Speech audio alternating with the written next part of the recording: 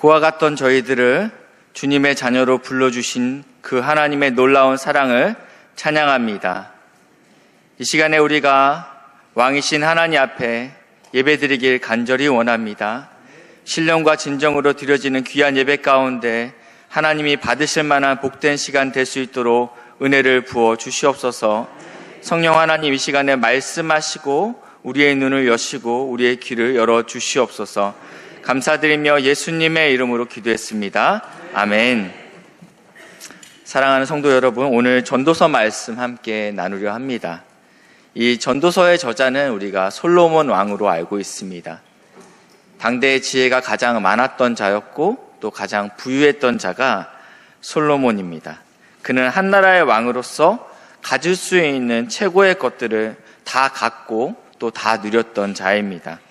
인간으로서는 이토록 모든 부귀와 영광을 다 누려본 솔로몬이 그의 인생의 말미에 기록한 성경이 바로 전도서입니다.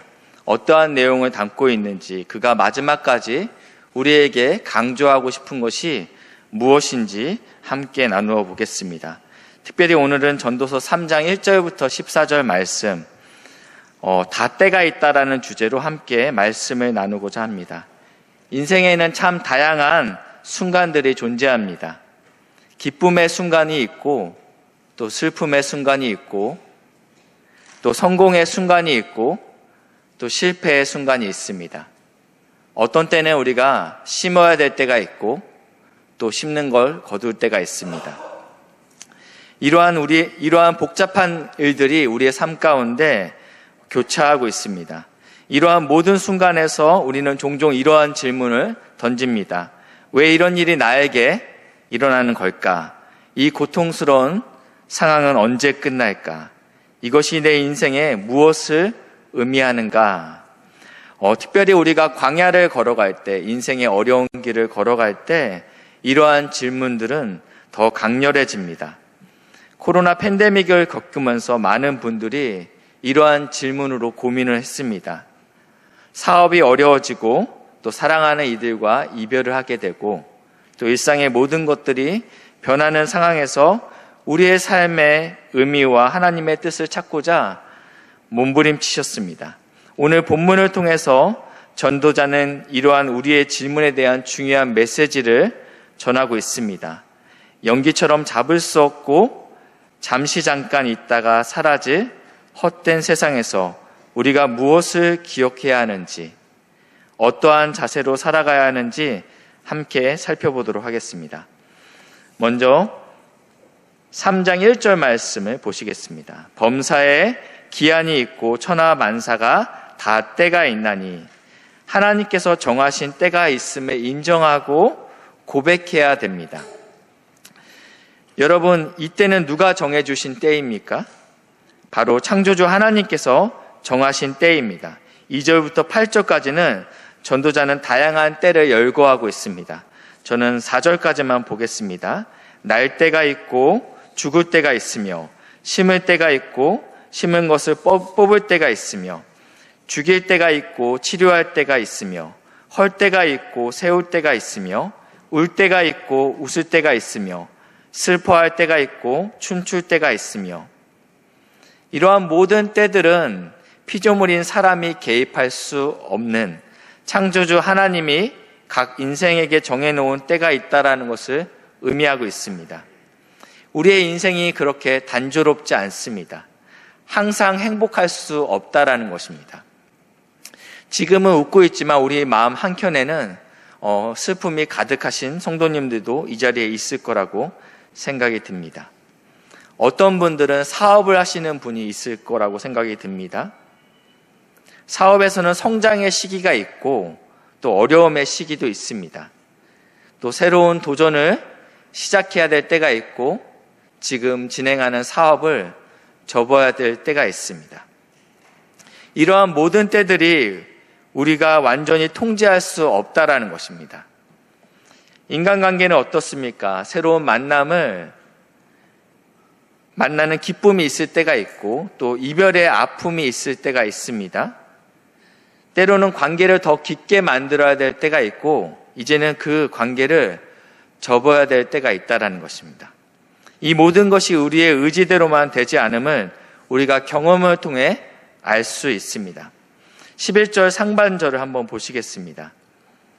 하나님께서 모든 것을 지으시되 때를 따라 아름답게 하셨고, 이렇게 표현하고 있습니다. 하나님의 모든 때들은 지금 하나님의 통치 안에 있다라는 것입니다.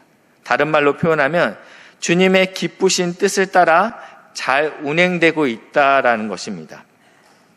하나님께서 허락하신 성도님들의 지금의 삶이 화창하십니까? 그러면 아름답습니다. 하나님께서 허락하신 성도님들의 삶이 먹구름이 가득한 날입니까? 그때도 아름답습니다. 이것이 오늘 이 시편 11편 상반절의 고백입니다. 나의 삶이 지금 화창할지라도 그것은 아름답죠. 그렇지만 먹구름이 가득 차 있을 때 그때도 하나님께서는 이것이 아름답다라고 우리에게 말씀하신다라는 것입니다. 하나님이 모든 것을 지으시되 때를 따라 아름답게 하셨다라는 의미가 이런 의미라는 것입니다. 이런 말씀을 드리면 속에서 짜증이 올라오시는 성도님들도 계실 거라고 생각이 듭니다. 도대체 뭐가 아름답다라는 것인가? 내 인생은 고난이 끝이 보이지 않고 있는데 도대체 무엇이 아름답다라는 것이지? 여기서 이 아름답다라는 표현을 어떤 목사님께서 이렇게 설명하셨어요. 왕상 6장 7절 말씀인데요.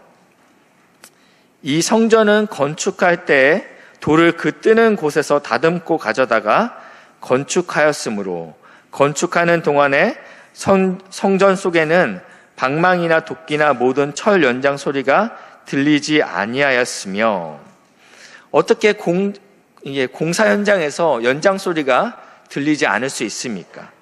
여기 보니까 성 밖에서 돌을 미리 정확하게 다듬어서 옮겨왔기 때문이다라고 이야기하고 있습니다. 거기서 성 밖에서 정확한 치수를 재고 그리고 정확한 규격에 맞게끔 돌을 완전히 다듬은 상태에서 성 안으로 가지고 들어온 것입니다. 그래서 각 돌을 정확히 그 맞는 자리에 놓았기 때문에 따로 다듬거나 조정할 필요가 없기 때문에 성 안에서는 철 연장 소리가 들리지 않았다라고 표현하고 있습니다. 여기서 이 아름답다라는 표현은 즉 있어야 할 자리에 정확히 놓다라는 의미가 있다라는 것이에요. 아름답다라는 의미는 적절하다라는 의미입니다. 내가 아무리 치수를 잘 재고 왔어도 정확히 그 위치에 놓지 아니하면 여기서부터는 문제가 생기는 것이에요. 근데 정확한 규격을 재고 이것을 정확한 그 위치에 놓는 것, 그것이 아름답다라는 의미라는 것입니다. 무슨 말씀이냐면 우리 인생 가운데 겪고 있는 모든 상황과 또 만나는 모든 사람, 그리고 있는 모든 장소가 하나님께서 정확하게 우리 성도님들을 그 위치에 놓으셨다라는 의미라는 것입니다. 이것을 받아들이는 것은 쉽지 않습니다. 특별히 우리가 고통 가운데 있을 때 이 믿음을 갖는 것은 더 어렵습니다. 하나님께서 정확하게 그 위치에 두셨다라는 믿음이 없다면 우리의 삶 가운데는요, 울음소리와 비명소리가 들리게 될 것입니다. 하나님, 이 자리는 제 자리가 아닌 것 같아요. 하나님, 여기는 너무 작아요. 그러면 이제 그때부터 잘라내야 될 거 아니에요. 그러면 울음소리와 비명소리가 들리겠죠. 하나님, 여기는 너무 큰데요? 쟤는 이 자리에 맞지 않아요. 쟤는 자격이 되지 않습니다. 그러면 어떻게 해야 돼요? 늘려야 되겠죠. 규격에 맞지 않는 것들을 늘림으로 인해서 나오는 비명소리와 울음소리가 성전에 가득할 수 있다는 것입니다. 교회는 예수님을 머리로 삼고 있는 성전입니다. 근데 우리 안에 이 믿음이 없다면 성도들을 볼 때, 그리고 자신을 볼 때 나는 너무 작아, 나는 너무 커, 나는 여기에 맞지 않아, 이럴 때 오는 비명소리와 울음소리가 우리 안에 있다는 것입니다. 그렇기 때문에 반드시 우리 안에 이 믿음이 있어야 된다는 것입니다. 하나님, 모든 것이 아름답습니다. 하나님, 모든 것이 적절합니다. 하나님, 모든 것이 그 알맞는 위치에 놓여 있군요. 우리 육신의 눈으로 볼 때는 아름다워 보이지 않을 수 있어요. 적절하지 않아 보일 수 있어요. 맞는 자리가 아닌 것처럼 보일 수 있습니다. 그렇지만 반드시 우리 안에 이 믿음이 필요하다는 것입니다. 하나님께서는 실수하지 않으십니다. 하나님께서는 각 성도 한 명을 가장 맞는 자리에, 적당한 자리에, 적당한 시간에 하나님께서 우리를 세우신다라는 것입니다. 우리가 알거니와 하나님을 사랑하는 자, 곧 그 뜻대로 부르심을 입은 자들에게는 모든 것이 합력하여 선을 이룬다라고 말씀하고 있습니다. 이 말씀은 지금 우리가 당장 이해할 수 없는 상황 속에서도 하나님의 선하신 뜻이 이루어지고 있음을 믿으라고 우리를 격려하고 있습니다. 두 번째는 영혼을 사모해야 됩니다. 11절 중반절입니다. 또 사람들에게 영혼을 사모하는 마음을 주셨느니라 라고 표현하고 있습니다. 영혼의 반대말은 무엇일까요? 이 잠언에 나와 있는데 헛되다 이 말이 영혼의 반대말입니다. 잘 이해가 되지 않죠? 이 헛되다 이 단어는 히브리어로는 헤벨입니다. 언제 쓰여지냐면요, 연기, 수증기, 그리고 입김 할 때가 헤벨입니다. 지금 보이지는 않았지만 지금 입김이 나갔습니다. 그래서 이 입김, 연기 이런 것들을 뭐라고 표현하냐면 또 찰나, 그리고 일시적인 이런 의미로도 쓰여집니다. 헤벨이라는 단어 자체가요. 그렇기 때문에 영혼의 반대말은 헤벨이라는 것입니다. 헛되다라는 뜻일 것입니다. 이 솔로몬은요, 잠언을 시작하면서 이렇게 시작합니다. 1장 2절인데요. 전도자가 이르되 헛되고 헛되며 헛되고 헛되니 모든 것이 헛되도다. 이 안에 지금 모든 것을 다 누려본 자입니다. 모든 것을 다 가져본, 그리고 모든 지혜가 충만했던 이 솔로몬이 인생의 노년에 내린 결론이 지금 모든 것이 일시적이다, 모든 것이 찰나이다, 내가 손에 쥔 것이 없다라고 고백하고 있다는 것입니다. 전도서 1장 16절인데요. 내가, 솔로몬입니다. 내 마음속으로 말하여 이르기를 보라, 내가 크게 되고 지혜를 더 많이 얻었으므로 나보다 먼저 예루살렘에 있던 모든 사람들보다 낫다 하였나니 내 마음이 지혜와 지식이 많이 만나 보았음이로다. 내가 여러 사람을 많이 만나봤는데 이 예루살렘에, 그리고 애국과 그 모든 열방 가운데 나보다 지혜 있는 자가 없다라고 이야기하고 있습니다. 실제로 성경에서는 그의 지혜에 대해서 동방과 애굽의 모든 사람의 지혜보다 뛰어났다라고 이야기합니다. 그래서 이 전도서에 이 솔로몬이 무엇이라고 이야기하냐면, 그러나 지혜를 알면 알수록 괴로움과 걱정이 더 많아졌다라고 고백하고 있어요. 내가 지혜와 지식을 통해서 영원한 것을 얻기 원해서 열심히 추구했는데 이것이 나에게 괴로움만 더하고 있다라고 고백하고 있다는 것입니다. 이런 이야기가 있습니다. 대학을 졸업할 때 그 전공에 대해서 이제는 다 안다. 그러나 대학원에 가게 되면, 석사 과정에 들어가면 무엇으로 바뀌냐면 이제는 무엇을 모르는지 알 것 같다 라고 이야기합니다. 그리고 이제 박사까지 가게 되면 이렇게 이야기한답니다. 나만 모르는 줄 알았는데 너도 모르는구나, 이걸 알게 된대요. 무슨 말씀이에요? 알면 알수록 내가 정말 무지한 자라는 것을 알게 된다라는 뜻이에요. 영적인 이치도 마찬가지입니다. 하나님과 친밀하면 친밀할수록 내가 소망이 없는 죄인이라는 것을 깨닫는 것처럼 말입니다. 솔로몬은 지혜와 그리고 지식의 의미를 찾지 못해서 이번에는 그의 방향을 행복으로 바꾸게 됩니다.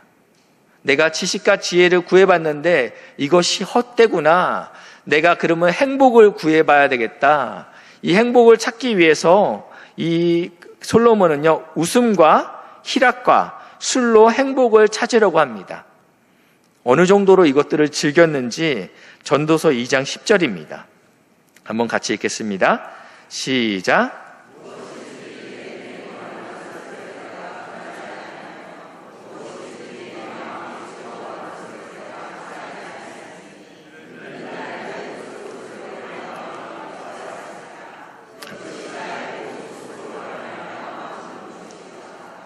네. 왕이었습니다. 보통 왕이 아니었죠. 네. 가장 힘이 있던 왕입니다. 가장 능력이 있던 왕이었기 때문에 어느 누구도 왕이 하는 것들에 대해서 제한하지 못했습니다. 왕이시여, 재정이 없습니다. 왕이시여, 아무리 왕이라 할지라도 하면 안 되는 것이 있습니다. 라고 막아설 자가 없었습니다. 그렇기 때문에 내 눈에 원하는 것이면 금하지 아니하고 취하였다. 내 마음이 즐거워하면 무엇이든지 다 누려봤다. 그래서 이 노년의 이 솔로몬은 부인만 700명이었고 첩이 300명이었습니다. 아무도 막아설 수 없는 이 쾌락을 추구했던 사람입니다. 그런데 결과는 어떻게 됐습니까? 여기에 대해서 성경은 이렇게 표현하고 있는데요. 하나님 앞에 있던 왕의 마음이 이방의 신에게로 돌아섰습니다. 라고 표현하고 있다는 거예요. 원래는 하나님을 섬기던 왕이었는데 이 여인들로 통해서 그의 마음이 이방의 신으로 마음이 돌아서게 되었다라고 표현하고 있다는 것입니다. 행복을 추구하는 것은 죄입니까? 아니요.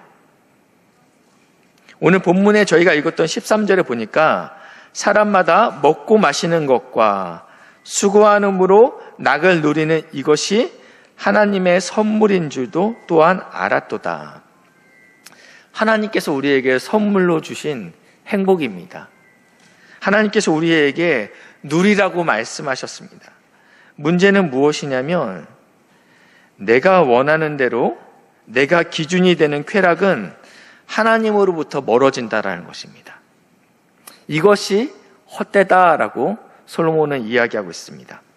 지혜와 지식을 추구했고 그리고 행복을 추구했습니다.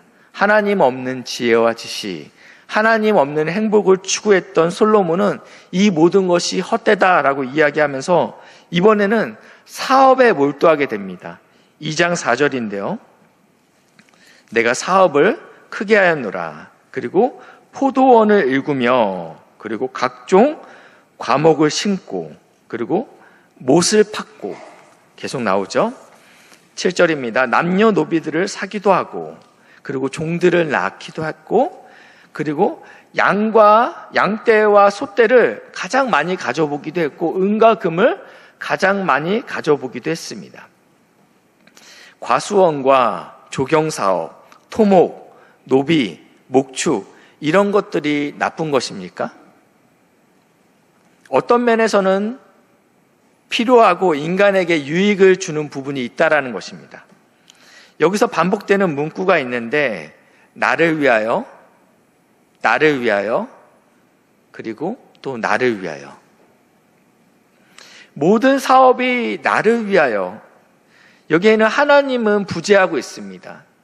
하나님의 뜻과 하나님의 계획은 없습니다.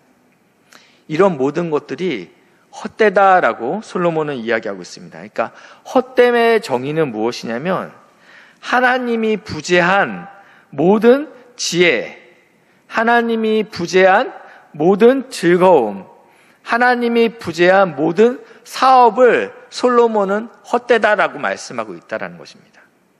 그러면 그 반대말은 영혼이라고 했습니다. 이 영혼은 무엇이죠? 하나님께 속한 것을 이야기하고 있는 것입니다. 세상은 헛됨을 추구합니다. 세상은 하나님이 부재한 부와 쾌락 그리고 업적을 예배합니다. 우리의 주변을 둘러보면 이러한 세상 가치관을 쉽게 발견할 수 있습니다. 더 많은 돈과 더 큰 즐거움, 더 높은 지위를 추구하는 것이 마치 인생의 전부인 것처럼 살아가는 사람들을 볼 수 있습니다. 그러나 성도는 달라야 됩니다. 우리는 영원한 것을 추구해야 된다고 이야기하고 있습니다. 왜냐하면 하나님께서 영원한 것을 사모하는 마음을 우리 안에 주셨다라고 이야기하고 있습니다. 골로새서 3장 2절 말씀인데요.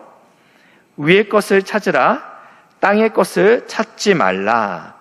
이 말씀은 우리의 관심과 열정을 헛된 것, 일시적인 것에 집중하지 말고 우리의 관심과 열정을 영원한 것에, 하늘에 집중하라라고 이야기하고 있다는 것입니다.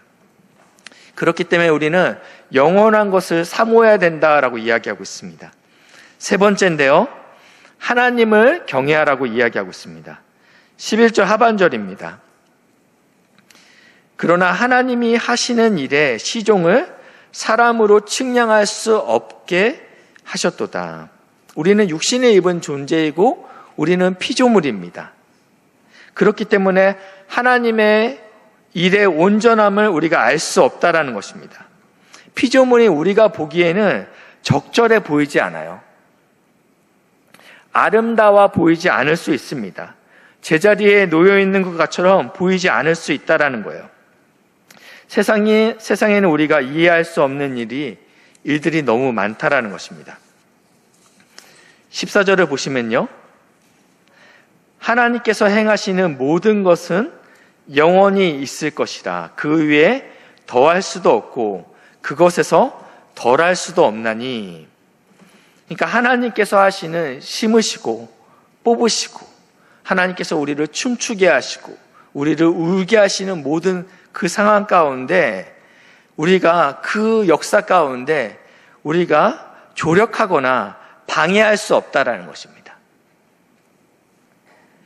하나님이 이같이 행하심은, 사람들이 그 앞에서 할 수 있는 것은 하나님을 경외하는 일 외에는 우리가 할 수 있는 것이 없다라고 지금 솔로몬은 이야기하고 있습니다. 모든 것을 가졌고요, 모든 지혜가 있지만 인생을 보아하니 울 때가 있고 웃을 때가 있고 춤출 때가 있고요, 그리고 신기일 때가 있고 뽑힐 때가 있다라는 것을 보게 된 이 솔로몬이 내린 결론은 무엇이냐면, 내가 여기에다가 숟가락을 얹을 수도 없고 그리고 상을 엎을 수도 없는 존재이구나, 나는 피조물이구나, 이것을 깨닫게 되었다라는 거예요.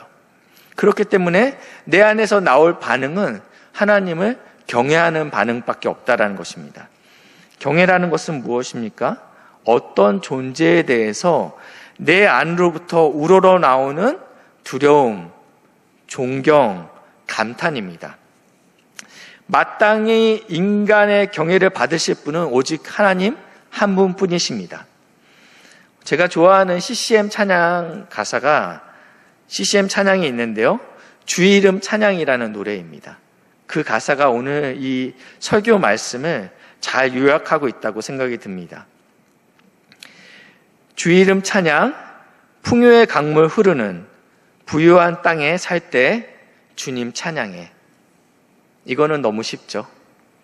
나의 삶이 지금 굉장히 풍요롭습니다. 모든 것이 부족함이 없을 때 하나님 적절합니다, 하나님 아름답습니다, 하나님께서 올바른 곳에 나를 두셨군요 라고 고백하는 것은 다 할 수 있어요. 그 다음 절에는요, 주의 이름 찬양, 거칠은 광야와 같은 인생길 걸어갈 때도 주님 찬양해. 근데 이것은 쉽지 않죠.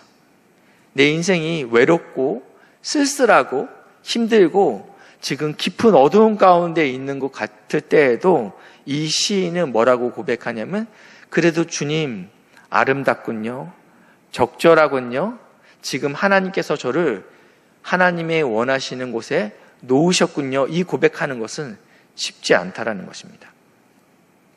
모든 축복 주신 주님 찬양하리.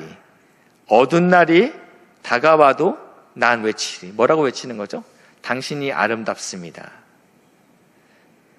모든 것이 적절합니다, 하나님 라고 선포한다라는 거예요.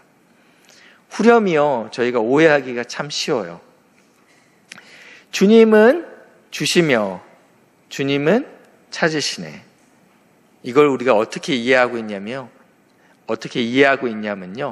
주님은 우리의 왕이십니다. 우리의 주인이십니다.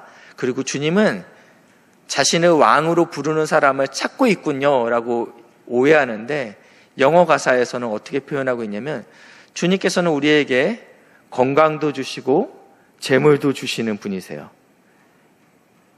그런데 그 주님께서는 그 건강과 재물, 야, 그거 내 거야 라고 찾으신다라는 뜻이에요. 그때 내 마음에 하는 말이 있다라는 거예요. 그래도 주님 적절합니다. 주님 아름답습니다. 주님 모든 것이 제자리에 있는 것입니다 라고 선포하는 것이 참 쉽지 않다라는 것입니다. 이 전도서의 저자는 우리 인생 가운데 웃을 때도 있고 울 때도 있고 춤출 때가 있고 통곡할 때가 있고 심길 때가 있고 신길 때가 뽑힐 때가 있다. 그때마다 우리가 어떠한 반응을 취해야 되는지에 대해서 이야기하고 있다는 것입니다. 이것은 우리가 어떻게 할 수 없는 거예요. 피조물이기 때문에 전능하신 하나님께서 하나님의 마음대로 우리에게 이러한 상황들을 몰고 가실 때 우리가 할 수 있는 유일한 태도가 있다는 것입니다. 무엇이죠? 적절합니다, 하나님. 하나님, 아름답습니다, 하나님. 모든 것이 올바른 장소에 놓여 있습니다, 하나님.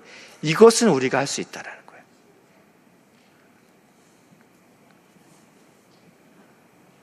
울거나 웃기를 우리가 결단할 수 있고요. 감사하거나 불평하거나 이것은 우리가 결단할 수 있다는 것이죠.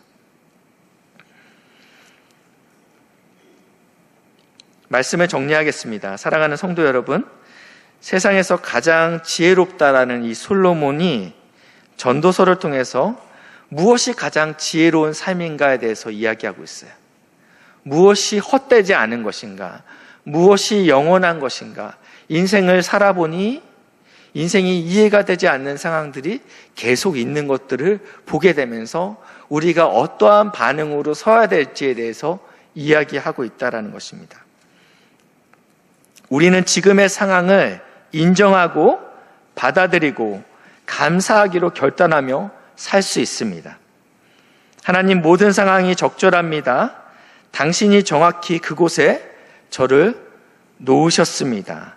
인생의 모든 계절이 하나님의 허락하신 때라는 것을 굳게 믿고 그 하나님을 신뢰하고 붙잡으시기를 주님의 이름으로 축복합니다. 그 영원하신 하나님을 사모하고 그분을 경외하며 이번 한 주도 평안하시기를 주님의 이름으로 축복합니다. 기도하시겠습니다. 우리의 모든 삶의 순간이 하나님의 섭리 안에 있음을 고백합니다. 기쁠 때에도 어려울 때에도 주님의 때를 신뢰하며 살아갈 수 있도록 도와주시옵소서. 주님, 당신의 자녀들의 삶 속에 영원하신 하나님을 바라보는 믿음을 더하여 주시고 주님께서 허락하신 각자의 때를 감사하며 주님의 뜻을 이루는 복된 삶을 살게 하여 주시옵소서. 예수님의 이름으로 기도드립니다. 아멘.